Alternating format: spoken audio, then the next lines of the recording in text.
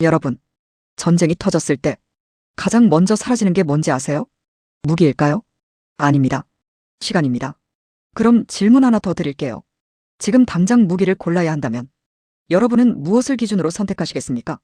성능일까요? 가격일까요? 아니면 지금 당장 쓸 수 있느냐일까요? 2022년 2월, 러시아가 우크라이나를 침공합니다. 그때 유럽이 가장 먼저 마주한 현실이 뭔지 아세요? 지금 당장 쓸 무기가 없다. 이 사실이었습니다. 독일도 있고 프랑스도 있고 좋은 무기는 많아요. 그런데 왜 못 썼을까요? 이유는 하나입니다. 납기가 2년이기 때문입니다. 전쟁은 지금인데 무기는 2년 뒤에 온다. 그럼 그 무기는 의미가 있을까요? 그래서 이 순간 유럽의 선택이 바뀝니다. 그리고 어디로 향했을까요? 한국입니다. 오늘 이 영상, K방산이 왜 전 세계의 선택을 받는지 그 답을 숫자와 사례로 보여드리겠습니다.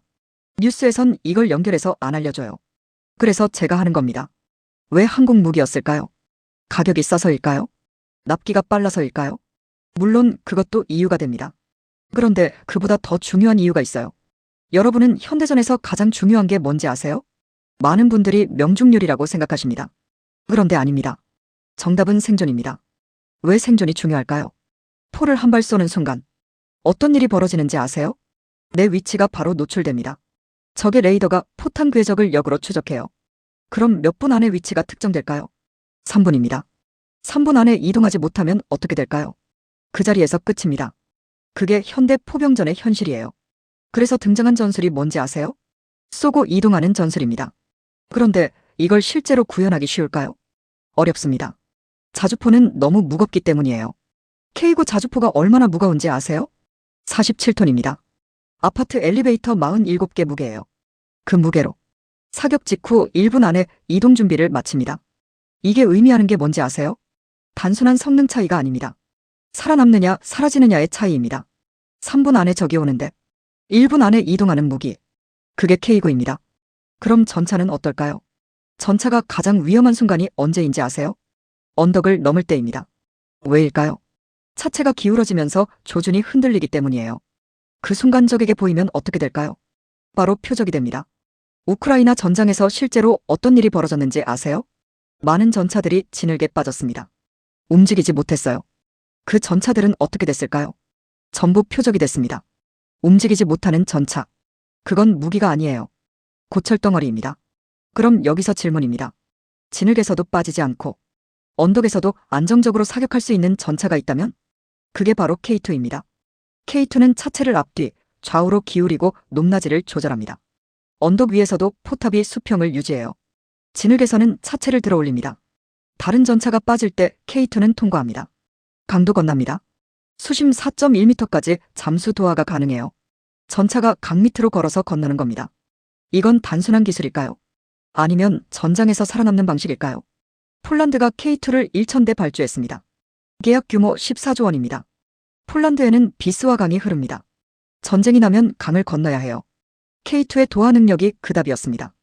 이제 전쟁이 어떻게 바뀌었는지 생각해 보셔야 합니다. 요즘 전쟁에서 가장 무서운 게 뭔지 아세요? 드론입니다. 드론이 전장을 실시간으로 보고 있어요. 그럼 숨을 수 있을까요?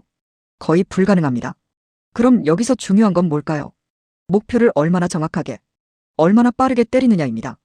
드론이 목표를 찾았어요. 근데 느리면 어떻게 될까요? 놓칩니다. 정확하지 않으면 어떻게 될까요? 민간 피해가 납니다. 국제사회 비판을 받아요. 지원이 끊기고 전쟁에서 불리해집니다. 그래서 등장하는 게 천무입니다. 최대 80km까지 타격할 수 있어요. 오차가 수미터 이내입니다. 빠르고 정확하게 타격해요. 미국의 하이마스를 아시죠? 우크라이나 전쟁에서 전선을 바꿨다고 평가받은 무기예요. 천무는 하이마스와 비슷한 성능을 더 합리적인 가격과 빠른 납기로 제공합니다. 그럼 이건 단순한 무기일까요? 아니면 전장의 흐름을 바꾸는 요소일까요? 그런데 여기서 진짜 중요한 질문 하나 드리겠습니다. 쏘는 것보다 더 중요한 게 뭔지 아세요? 막는 겁니다. 많은 분들이 방공 시스템은 다 비슷하다고 생각합니다. 정말 그럴까요? 탐지는 쉽습니다. 레이더가 잡아요. 그런데 요격은 어떨까요? 초음 속으로 날아오는 미사일을 공중에서 직접 맞춰야 합니다. 이게 쉬운 일일까요? 총알로 총알을 맞추는 것과 같습니다. 거의 불가능에 가까워요. 최근 중동에서 어떤 일이 있었는지 아세요? 탐지는 했습니다. 그런데 막지 못했어요. 중국이 만든 HQ9. 수치상으로는 뛰어난 방공 시스템이에요. 그런데 실제 운용 환경에서 문제가 나왔습니다. 탐지는 됐는데 요격이 안 됐다는 거예요. 그럼 그 결과는 뭘까요? 국가가 뚫린 겁니다. 그럼 여기서 질문입니다. 실제 상황에서 이걸 막아낸 시스템이 있다면 어떻게 될까요? 선택이 바뀝니다. 그게 바로 천공투입니다. 미국식 기술 체계를 기반으로 했어요.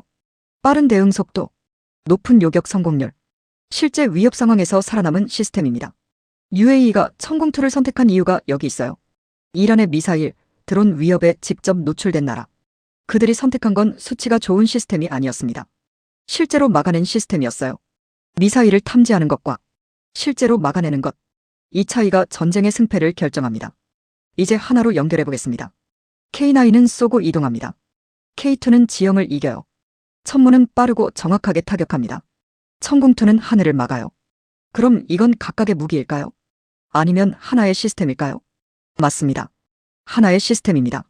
K9이 포를 쏘는 동안, K2가 기동하는 동안, 천무가 목표를 타격하는 동안, 천공투가 하늘을 막아줍니다. 서로가 서로를 보완합니다. 전쟁은 무기 하나가 이기는 게 아니에요. 시스템이 이깁니다. 한국은 이 시스템 전체를 제공합니다. 전차 사면 자주포 필요하고, 자주포 사면 탄약 보급 체계 필요하고, 이 생태계 전체가 수출되는 거예요. 폴란드가 K2, K9, 천무, FA50을 패키지로 발주했어요. 계약 규모 14조 원. 이게 K방산이 파는 것입니다.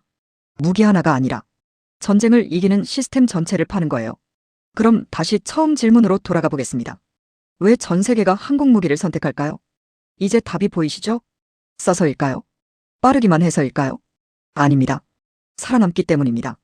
전장에서 검증됐기 때문입니다. 그럼 마지막 질문 드리겠습니다. 이게 우리랑 무슨 상관일까요? 많은 분들이 여기서 놓칩니다. 이건 단순한 군사 이야기가 아닙니다. 돈의 흐름입니다. 전쟁은 끝나지 않습니다.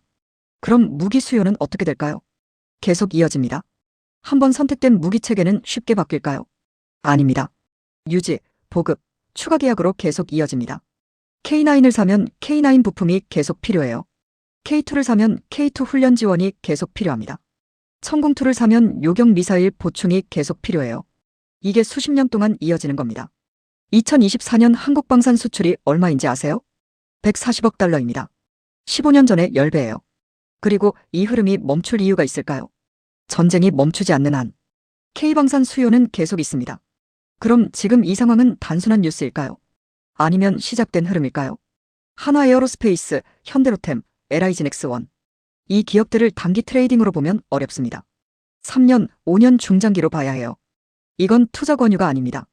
이 흐름을 어떻게 읽을 것인지의 시각입니다. 이제 선택은 여러분 몫입니다. 그냥 지나가는 이야기로 들으실 건지, 아니면 흐름으로 보실 건지. 그동안 한국 무기의 유일한 약점이 뭔지 아세요? 실전 경험 부족이었습니다. 아무리 스펙이 좋아도 실전에서 써봐야 안다고 했어요. 그런데 이제 그 약점이 사라졌습니다. 우크라이나에서 K9이 썼습니다. 중동에서 천공투가 막았어요. 실전 데이터가 쌓였습니다. 이제 한국 무기는 단순한 가성비 무기가 아닙니다. 가격 경쟁력, 성능, 빠른 납기, 그리고 실전 검증. 이 네 가지를 동시에 갖춘 무기. 전 세계에서 이 조건을 만족하는 나라 많지 않습니다. 한국이 그 나라가 됐어요. 이 흐름. 뉴스에선 이걸 투자와 연결해서 안 알려줍니다. 그래서 제가 하는 겁니다. 이 채널에서는 이 흐름을 계속 연결해서 보여드리겠습니다. 여러분은 K방산을 어떻게 보고 계세요? 댓글로 알려주세요. 그 댓글이 다음 영상 주제가 됩니다. 지금 구독해두시면 다음 흐름이 시작될 때 놓치지 않으실 겁니다. 구독과 좋아요 부탁드립니다. 다음 영상에서 뵙겠습니다.